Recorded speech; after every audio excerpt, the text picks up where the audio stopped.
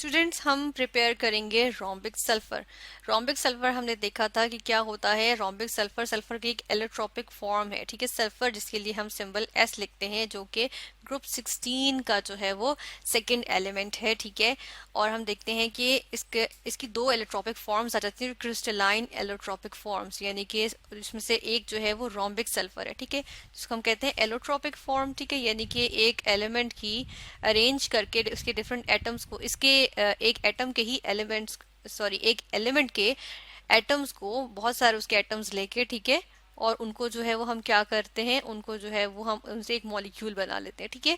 तो अगर मॉलिक्यूल्स के डिफरेंट अरेंजमेंट की वजह से डिफरेंट फॉर्म्स आती है ना, तो वो एलोट्रोपिक फॉर्म्स होती हैं। और ये प्रॉपर्टी के एलोट्रोपिक फॉर्म्स शो करने की प्रॉपर्टी को कहते हैं एलोट्रॉपी। तो सल्फर भी एलोट्रॉपी शो करता है, ठीक है। और इसकी जो है क्रिस्टलाइन एलोट्रोपिक फॉर्म्स होती हैं, ठीक है। हम यहाँ पे लिखते हैं क्रिस्टलाइन फॉर्म्स, ठीक है। यानी कि क्रिस्टल स्ट्रक्चर होता है, यानी इसका ऑर्थोरोम्बिक स्ट्रक्चर होता है। हम इसका ऑर्थोरोम्बिक स्ट्रक्चर भी देख लेते हैं कि किस तरह का होता है। ये जो है वो हमारे पास इस तरह से आ जाता है, ठीक है। इसीलिए ऑर्थोरोम्बिक स्ट्रक्चर होता है इसका। इसी वजह से हम जो है वो इसको ऑक्टाहेड्रल भी कहते हैं, ठीक है। इसकी 8 साइड्स होती हैं, इस वजह से इसको हम कहते हैं ऑक्टाहेड्रल, ठीक है, ऑक्टाहेड्रल। तो इसकी वजह से इसको हम जो है वो ऑर्थोरोम्बिक भी कहते हैं, रोम्बिक भी कहते हैं, ऑक्टाहेड्रल भी कहते हैं, और ये कहलाता है रोम्बिक सल्फर, ठीक है। और दूसरी हमारे पास जो फॉर्म होती है वो होती है मोनोक्लिनिक फॉर्म। तो यहाँ पर हम जो है वो बात कर रहे हैं रोम्बिक सल्फर की, और रोम्बिक सल्फर को हम जो है वो अल्फा सल्फर भी कहते हैं। ये अल्फा, ठीक है, और साथ में आ गया सल्फर, ठीक है, सल्फर, SULPHUR, सल्फर आ गया, ठीक है। तो अल्फा सल्फर भी कहते हैं रोम्बिक सल्फर को। अब हम प्रिपेयर कर लेते हैं रोम्बिक सल्फर, ठीक है। अगर हम प्रिपेयर करना हो रोम्बिक सल्फर को, तो हम क्या करते हैं कि हम सबसे पहले एक डिश ले लेते हैं, ठीक है।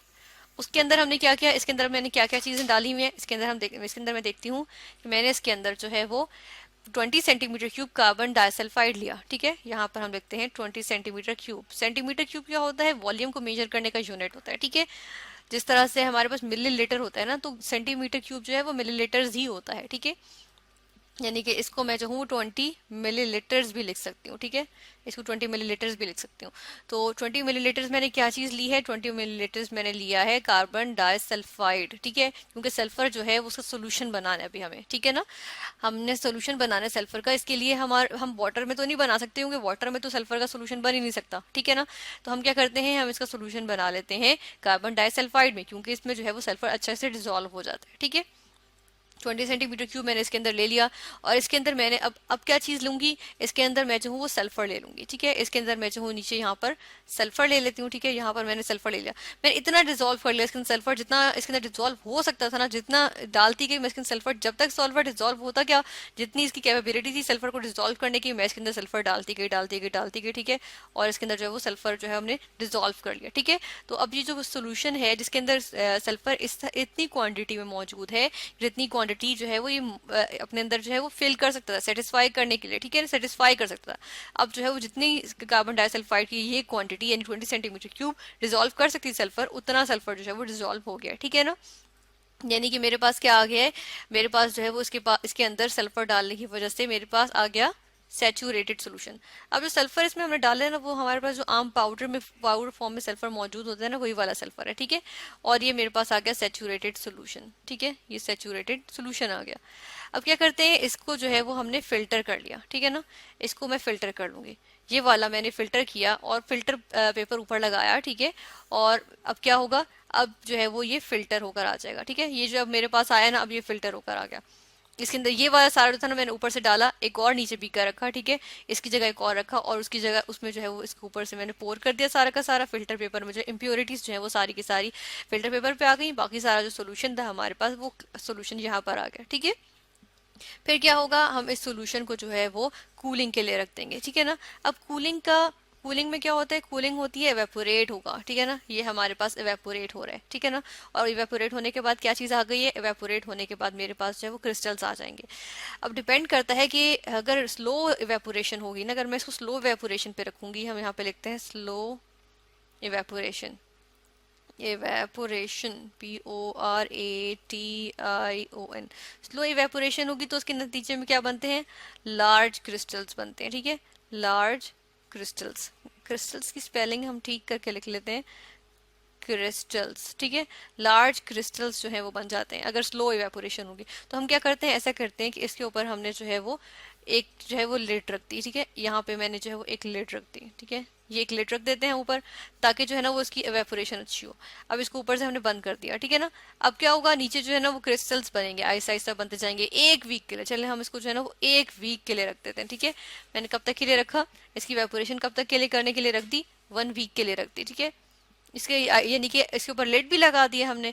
अब क्या होगा, स्लो कूलिंग होती जाएगी कूलिंग, फाइनली जब हमें मिलेंगे तो इस तरह के हमें जो है वो क्रिस्टल्स मिलेंगे। और ये क्रिस्टल्स किस तरह के हैं, ये हम देखते हैं कि ये ऑक्टाहीड्रल क्रिस्टल्स हैं, ठीक है, ये ऑर्थोरोम्बिक क्रिस्टल्स हैं।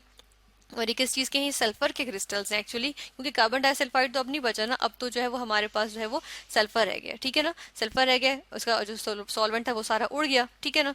और अब हमारे पास ऑक्टाहीड्रल क्रिस्टल्स रह गए, किस चीज़ के, रोम्बिक सल्फर के, ठीक है, इस तरह के क्रिस्टल्स होंगे वो, ठीक है ना।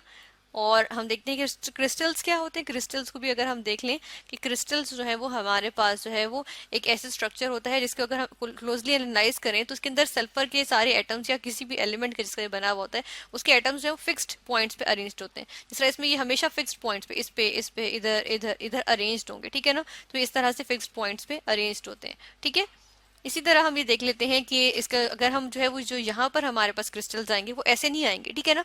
उनके अंदर भी जो हम देखते हैं उनको, उनके भी अगर स्ट्रक्चर को हम क्लोजली एनालाइज करेंगे माइक्रोस्कोप के नीचे तो हमें ऐसे नजर आएंगे, ठीक है। लेकिन जो हमें नजर आता है स्ट्रक्चर वो कुछ इस तरह से होता है, ठीक है ना। हमारे पास इस तरह से जो है वो रोम्बिक सल्फर आ जाता है, ठीक है। ये हमारे पास आ गया रोम्बिक सल्फर, जिसके क्रिस्टल्स छोटे छोटे हमें यहाँ पर इसमें नजर आएंगे, ठीक है।